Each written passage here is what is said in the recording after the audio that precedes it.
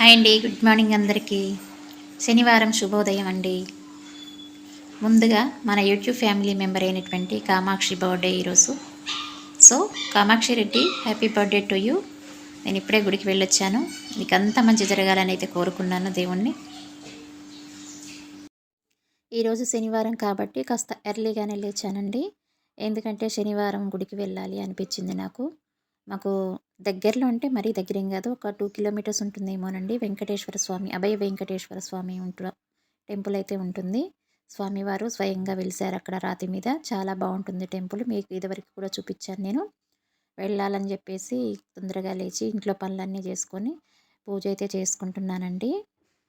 ఇలాగ పూజ అంతా చేసుకున్న తర్వాత పూజలో కూడా నేను పెద్ద హంగు ఆర్భాటాలు ఏమీ ఉండవండి. ఇంటి ముందు దొరికే సింపుల్గా దొరికే పువ్వులు అయితే కోసుకొచ్చుకొని నాకు ఇంట్లో ఏవైతే ఉంటాయో వాటితోనే పూజ అయితే చేసుకుంటాను. నేను పెద్ద పెద్ద హంగులు ఆర్భాటాలు అలాంటివి అయితే ఏం చూపించనండి. మనసులో భక్తి అనేది ఉండాలి కానీ వేరే హంగు ఆర్భాటాలు అక్కర్లేదని నా ఉద్దేశం. నేనైతే ఇలా పూజ అయితే చేసుకున్నాను. చేసుకున్న తర్వాత ఇంకా గుడికైతే వెళ్ళటానికి బయలుదేరామండి. ఇక్కడ గుడి ముందైతే గరుత్మంతుని విగ్రహం, చాలా పెద్ద విగ్రహం అయితే ఉంటుందండి. చూసారు కదా! ఇదే ఆ గుడి. ఇంతకుముందు కూడా చూపించాను నేను. ఇలా గుడిలోకి అయితే ఎంటర్ అయ్యాము.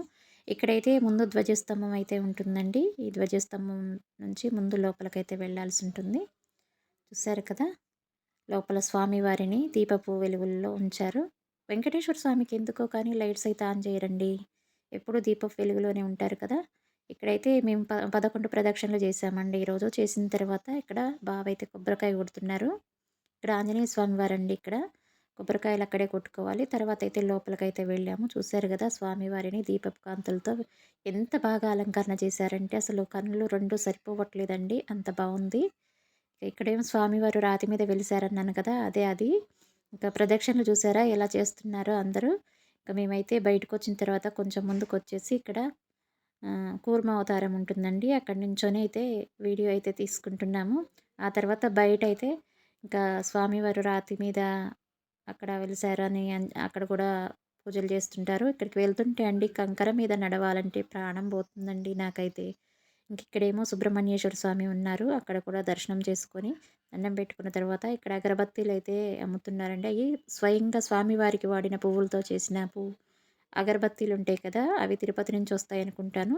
అవైతే సేల్ చేస్తుంటే అదొక ప్యాకెట్ అయితే తీసుకున్నాము. ఇక్కడైతే ఒక చిన్న వీడియో అయితే తీసుకుంటున్నామండి.